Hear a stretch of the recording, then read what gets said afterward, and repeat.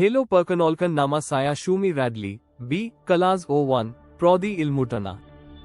Panaka Anda berpikir, bagaimana pegunungan menjulang tinggi dan lembah-lembah dalam terbentuk di permukaan bumi? Apa yang sebenarnya terjadi di bawah kaki kita sehingga menciptakan landscape yang begitu dramatis? Mari kita selami dunia geomorfologi bentuk lahan tektonik atau struktural untuk mengungkap misteri ini. Pertama, apa itu geomorfologi? Secara sederhana, geomorfologi adalah ilmu yang mempelajari bentuk permukaan bumi dan proses yang membentuknya.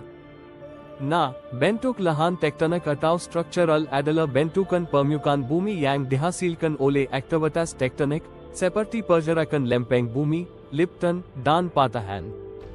Bayangkan kekuatan dahsyat yang bekerja di bawah permukaan bumi, mendorong, menarik, dan memelintir lapisan batu hingga menciptakan pegunungan, lembah, dan fitur geologis linear. Salah satu contoh menarik adalah perbukitan Antiklan dan Singklan. Pernah melihat perbukitan yang tampak seperti gelombang raksasa yang membeku? Itulah Antiklan dan Singklan.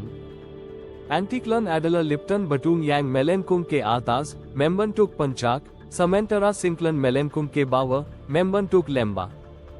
Proses ini terjadi ketika tekanan tektonik mendorong lapisan batu dari kedua sisi, menyebabkan mereka melipat seperti karpet yang didorong. Lalu, bagaimana dengan patahan atau sesa? Bayangkan Anda memegang sebatang kokla dan memetakannya menjadi dua. Garis patahan itulah yang disebut sesa dalam geologi.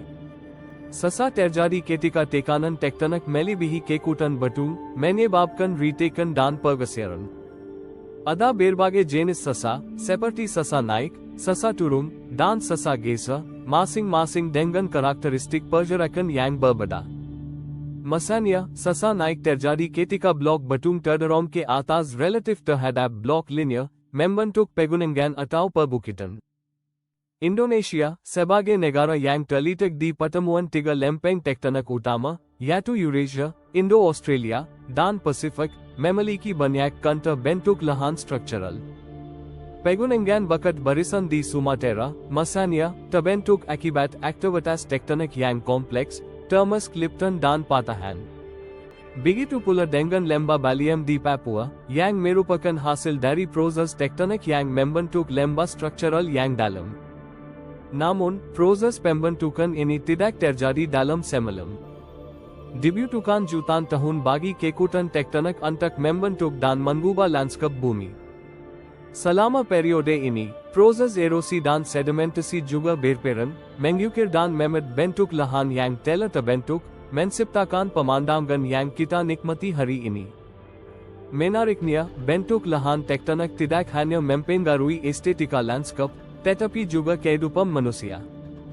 Daerah dengan aktivitas tektonik tinggi cenderung memiliki tanah yang subur akibat material vulkanik, namun juga rentan terhadap bencana alam seperti gempa bumi dan letusan gunung berapi. Oleh karena itu, memahami geomorfologi bentuk lahan tektonik sangat penting dalam perencanaan pembangunan dan mitigasi bencana. Jadi, setiap kali Anda melihat pegunungan yang menjulang atau lembah yang dalam, ingatlah bahwa itu semua adalah hasil dari tarian abadi lempeng tektonik di bawah permukaan bumi. Sebuah tarian yang membentuk dunia kita selama jutaan tahun dan terus berlanjut hingga hari ini.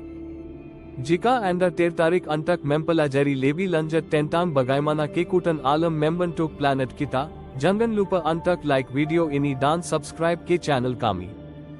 Kami akan terus menghadirkan konten menarik seputar geologi, geomorfologi, dan fenomena alam linear. Sampai jumpa di video berikutnya.